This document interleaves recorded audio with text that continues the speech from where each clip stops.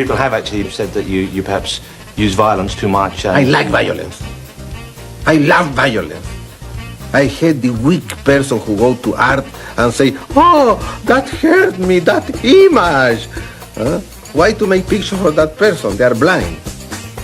Poetry is violence. This is the reality. They are so much in a violent world, so much, they don't want to see that. I am in the middle of violence. I am in the middle of a screen of television now. There I am, in the middle of the screen of that television which is showing every day the violence of the world.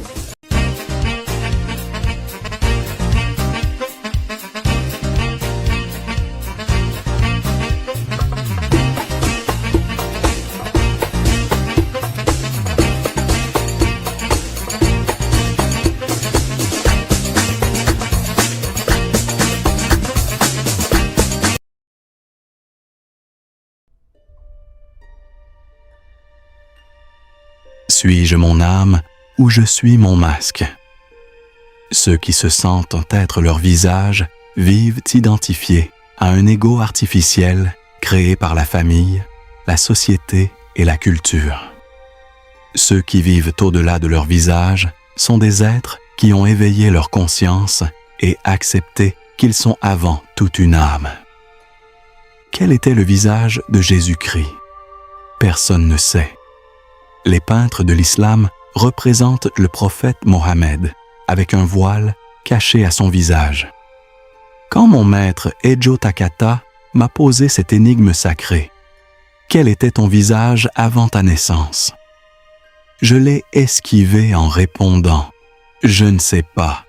À l'époque, je n'avais pas de miroir. » Ejo m'a crié « Intellectuel, apprends à mourir. » L'âme du sage ne se réfugie pas dans son visage, elle la traverse.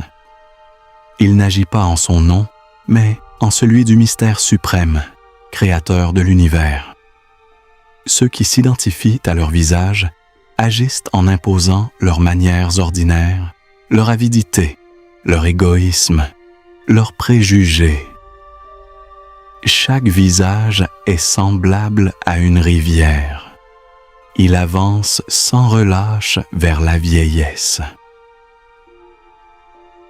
Même si sous la pointe de crème, de décoration, d'opération, je veux rester éternellement pareil, il se fane et se déforme.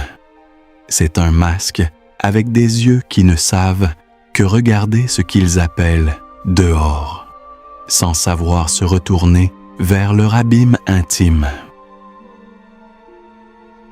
Ces hommes masqués vivent dans la souffrance car ils ne savent pas qu'ils portent l'immortalité en eux.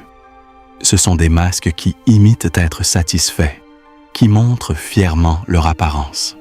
Visage sans Dieu intérieur, rideau de théâtre, coquille insubstantielle, zone où la surface est partout et le centre nul.